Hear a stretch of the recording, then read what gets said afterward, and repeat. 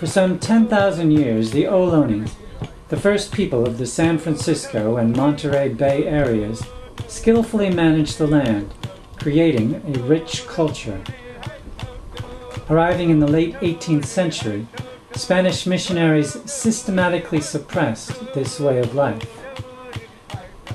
Over the next 200 years, European diseases and persecution decimated the people themselves. But the Ohlone survived, and in recent decades, they've begun to weave back together the scattered strands of their heritage.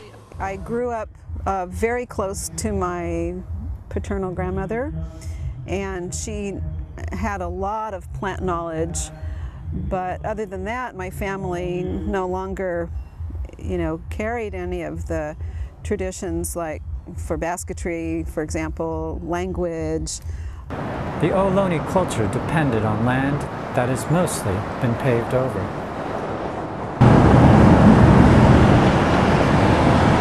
But the Ohlone and allies have found a few places where they can cultivate key plants, literally pulling one thread of their culture from the soil.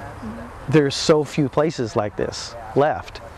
They had a dam here, which I don't think served anybody's purpose in the long run, so it was taken down, and because of that, the land here, the sedge bed we're in right now, I think is going to be much better for it.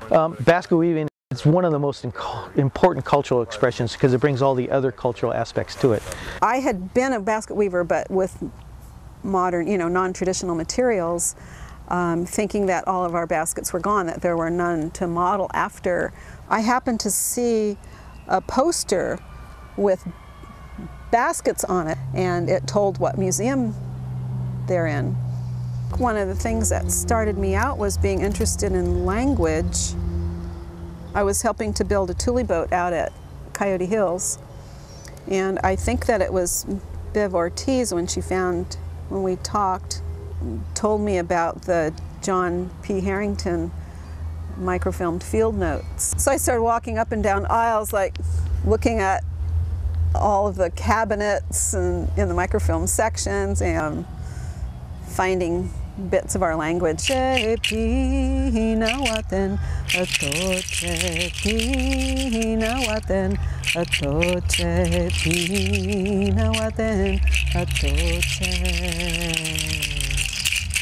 I learned a few songs, believe it or not, from paper, because and from audio recordings that Harrington did. At the time when Harrington was working in Monterey area, he was working with the aluminum discs. It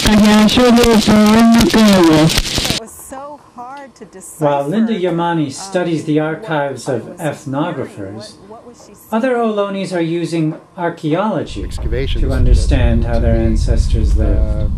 Quite a number of features in here. We found two hearths, like cooking pits.